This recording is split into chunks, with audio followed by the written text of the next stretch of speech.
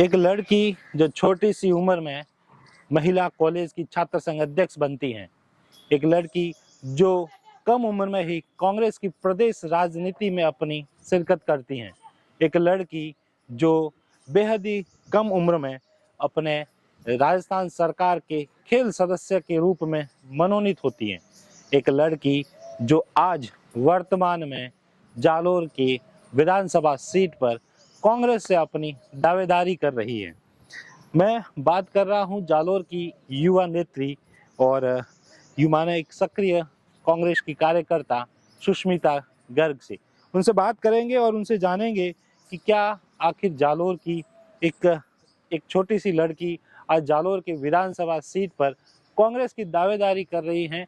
क्या ऐसा उनकी दावेदारी का मजबूत एजेंडा है, किस तरीके से उनको टिकट मिलेगा और क्या वे भविष्य में जालोर के लिए काम करेंगे। तो मेरे साथ हैं सुष्मिता जी, स्वागत।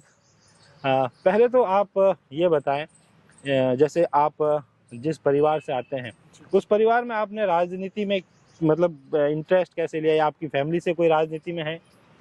देखिए, जैसे राजनीति मेरा मानना है कि खून से ही लोगों के अंदर राजनीति आ जाती है।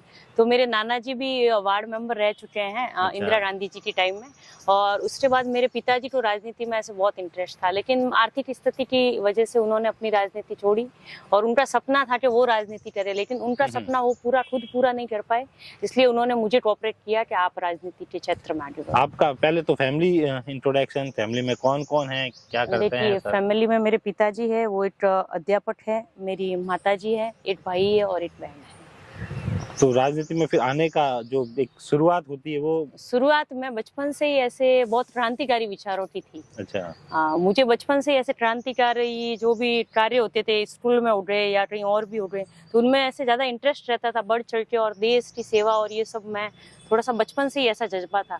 जैसे जैसे कॉलेज में आई तो मैं 12th तक बहुत ऐसे सिंसियर और बहुत सीधी सी बच्ची टाइप में थी। तो कॉलेज में आने के बाद मतलब वहाँ मैंने देखा बहुत सी गर्ल्स के साथ कुछ क्या हो रहा है, तो अंदर से एकदम वो वहाँ पर भी विचार जाग गए। और राजनीति का मेरा ऐसा कुछ भी नहीं था, और कॉलेज तक मेरा कुछ ऐसा आइडिया नहीं था कि मैं राजनीति में जाऊँ। और फिर वहाँ आने के बाद में मैंने देखा ये हलचल जो हो रही थी उसके बाद में, तो मुझे भी उसमें इंटरेस्ट आया। सबसे पहले मैंने अपना एक कैंडिडेट उतारा संयुक्त सचिव के लिए, वो जीता।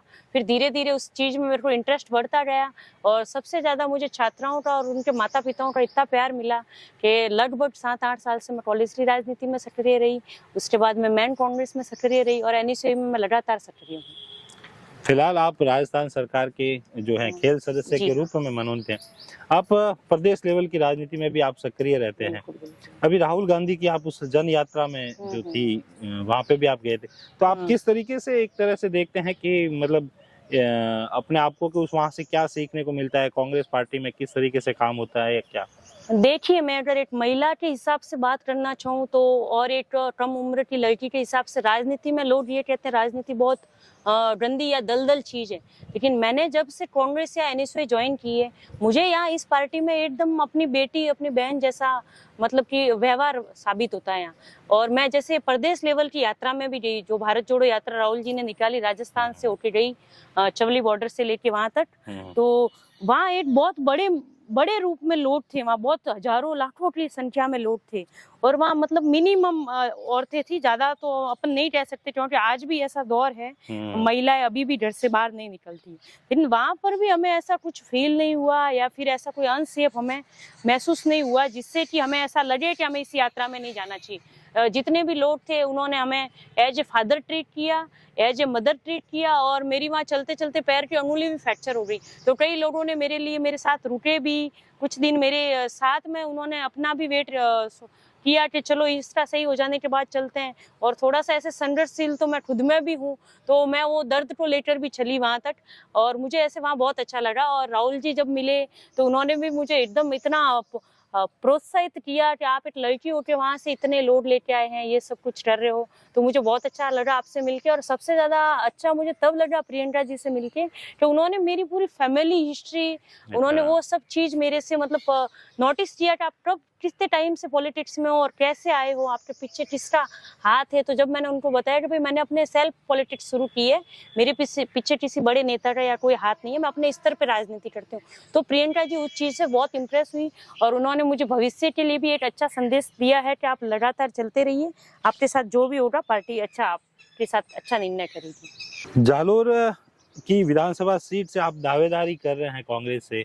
आपकी दावेदारी का क्या मतलब, आप किस तरह से दावेदारी कर रहे हैं? क्योंकि दावेदारी करने के लिए भी एक वजूद चाहिए कि व्यक्ति में इतना है, गट्स हैं, इतनी उनकी योग्यता है। तो आप दावेदारी कर रहे हैं, वैसे आप क्या सोच के पार्टी के लिए कर रहे हैं? देखिए, सबसे पहले तो ये दावेदारी का मैंने अपनी ओर से नहीं सोचा है। मैं जैसे कि लंबे समय से राजनीति में सक्रिय हूँ, तो जालोर के जितने भी लोग हैं वो मुझे अपनी नेतृत्वकर्ता के रूप में देखना चाहते हैं। जो भी लोग मुझे मिलते हैं वो ये चाहते हैं कि मैं उनकी लीडरशिप करूं, और उन्होंने हो सकता है मेरा काम देखा होगा जब मैं महाविद्यालय में अध्यक्ष थी। उसके बाद में भी मैंने लड़कियों के लिए कई ऐसी सुविधाएं करी है।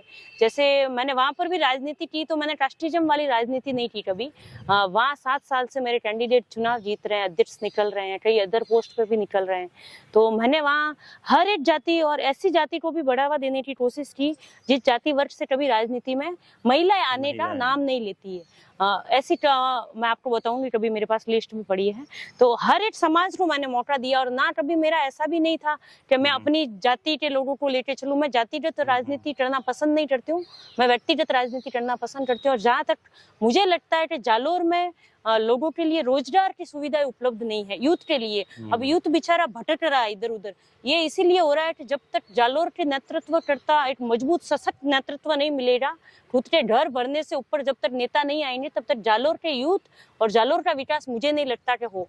और इसके लिए मैं ये चाहती हूँ कि भाई एक ऐसे लीडर आगे आए जो लीडरशिप करना चाहते हैं, ना कि उनको पैसों पाई से कोई मतलब हो।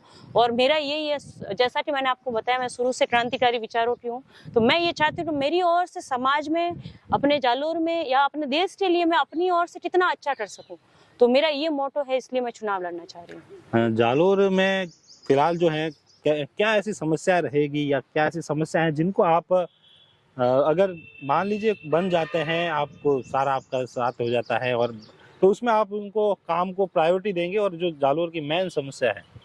देखिए, मैं आपको बताऊं कि फिलहाल तो राजस्थान सरकार और माननीय मुख्यमंत्री जी और हमारे जालोर के जन लोकप्रिय लाडले नेता मंत्री पुखराज पारासर जी ने ऐसी कोई भी अभी वर्तमान की समस्या बाकी नहीं रखी है जिसमें आप मतलब कि किसी को कह सके कि आपके जालोर की पिछले कई सालों से केंद्र और राज्य में सरकार, जैसे बीजेपी की सरकार थी पहले भी, केंद्र और राज्य में सरकार थी, लेकिन इतना डेवलप नहीं हो पाया।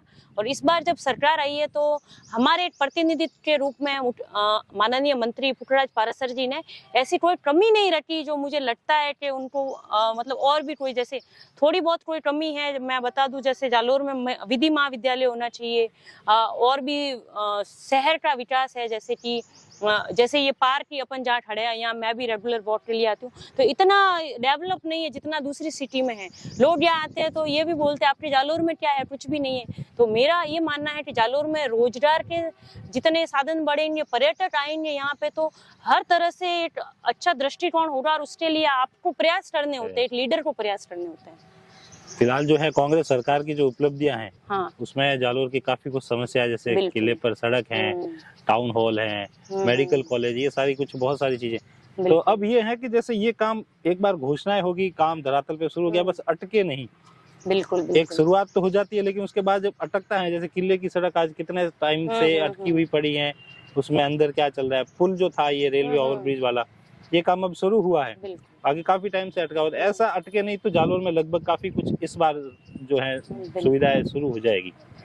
आप जो बता रहे हो सारी सुविधा है, अब इसके लिए चाहिए कि आपको भविष्य का आपको नेतृत्वकर्ता कैसा मिलता है। सरकार देखो आती जाती रहती है, उसमें कुछ नहीं।